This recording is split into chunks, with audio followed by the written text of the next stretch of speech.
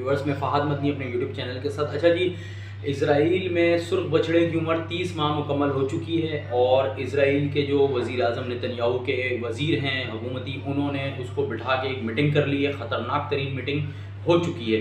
उस मीटिंग में उन्होंने उसको ये कहा है कि बछड़े की उम्र 30 माह हो गई है, अब अगले 25 दिन तुम्हारे पास रहते हैं, इन 25 दिनों के अंदर अंदर तुमने सुर्ख बछड़ा कुर्बान करना ही है।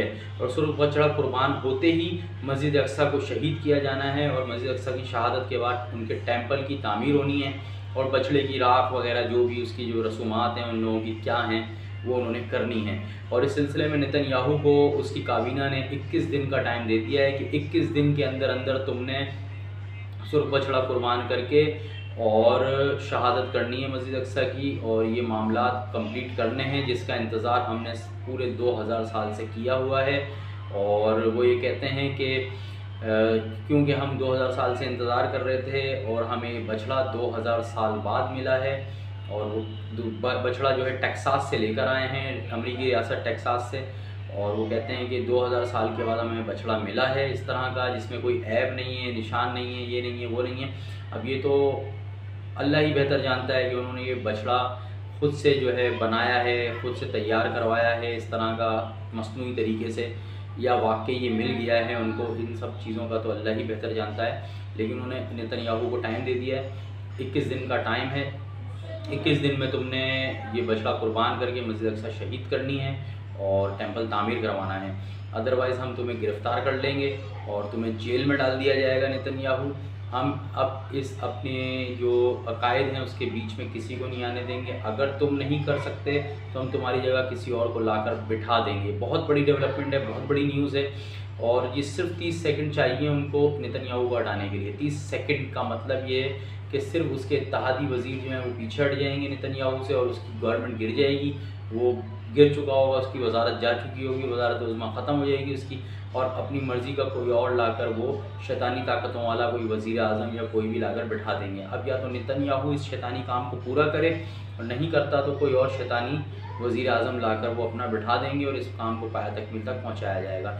इस सिलसिले में जो इत्तलात हमारे पास आ रही हैं वो ये आ रही हैं कि नेतन्याहू या उसकी गवर्नमेंट ये चाहती है कि ये जो काम हमने करना है मस्जिद अक्सा की शहादत वाला, इसको हम खुद से ना करें बल्कि हम इसके लिए कोई शेल्टर लें वॉर का, यानी अपने ऊपर कोई हमला करवाएं, किसी भी मुल्क के या किसी भी तंजीम की तरफ से कोई हमला हो उनके ऊपर, बहुत बड़ी तबाही हो इसराइल के ऊपर अटैक होने के बाद। और अगर नहीं तो वो ख़ुद से मसनूई तरीके से ये हमला अपने ऊपर ऑर्गेनाइज़ करें और एक मसनूई हमले और जाली हमले के नतीजे में वो अपना बहुत बड़ा नुकसान करें और उस नुकसान के नतीजे में वॉर शुरू हो जाए, अमेरिका बीच में कूद जाए, अमेरिका बीच में आ जाए और अमेरिका यूरोप सब इसराइल के इत्तेहादी बनकर लड़ना शुरू हो जाए और शुरू हो जाए। अब वो ईरान से हो जाए, इराक़ से हो जाए या किसी भी कंट्री से हो जाए या कोई भी तंजीम उनके ऊपर एक हमला मार दे बड़ा सा और उसके बाद ये वॉर शुरू हो जाए। और इस वॉर के शुरू होने के बाद वो ये समझते हैं कि फिर ये काम हमारे लिए आसान हो जाएगा और इस वॉर के शेल्टर के नीचे, इस वॉर के बीच में, हम इस वॉर के ड्यूरेशन के अंदर हम ये काम कर लेंगे बआसानी। हम मस्जिद अक्सा को शहीद कर देंगे और मस्जिद अक्सा शहीद करने के बाद हमारे साथ तमाम काम जो है मामला समेट लिए जाएंगे और मुकम्मल हो जाएंगे। लेकिन इसके नतीजे में उम्मत मुस्लिमा में क्या आग भड़केगी, क्या चिंगारी भड़केगी, ये आप लोग समझ सकते हैं। कोई भी खामोश नहीं बैठेगा। पूरी मुस्लिम ममालिक की जो हुकूमतें हैं वो बेबस होंगी, हमें पता है।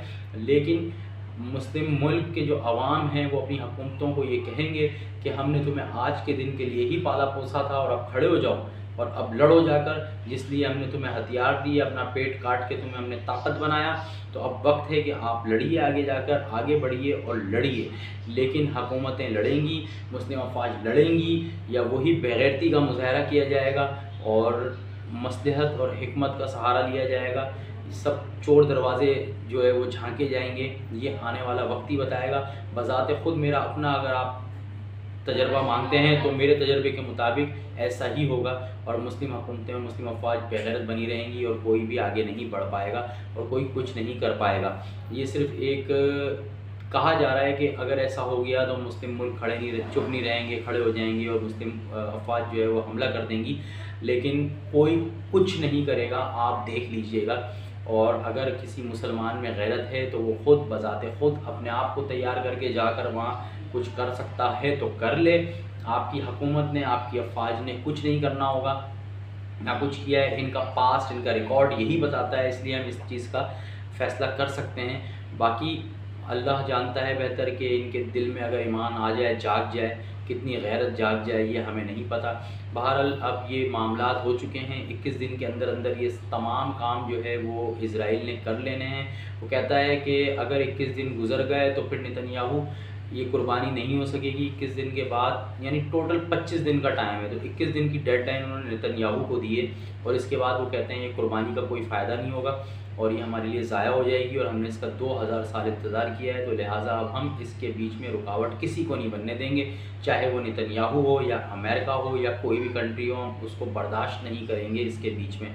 ये इज़राइल की शैतानी ताकतों के फ़ैसले हो चुके हैं, एक बंद कमरा मीटिंग हो चुकी है।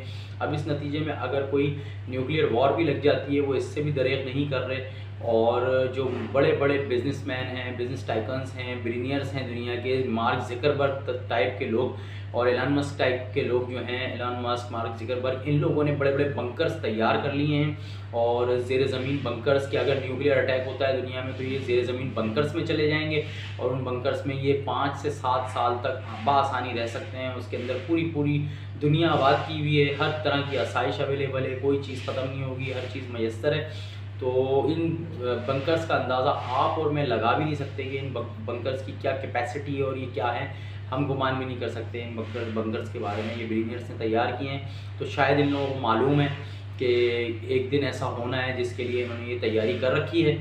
और अब देखना ये होगा कि अगर ये मामलात होते हैं तो दुनिया किस तरफ चली जाएगी। मेरा ये मानना है कि अगर ये हालात क्रिएट होते हैं तो स्टॉक मार्केट बिल्कुल क्रैश कर जाएगी, ऑयल जो है पूरी दुनिया के अंदर जो है वो इंतहाई बुलंद सतह पे चला जाएगा और स्टॉक मार्केट क्रैश कर जाएगी, महंगाई बेतहाशा हो जाएगी, हर तरह से तबाही और बर्बादी दुनिया का मुकद्दर बन जाएगी।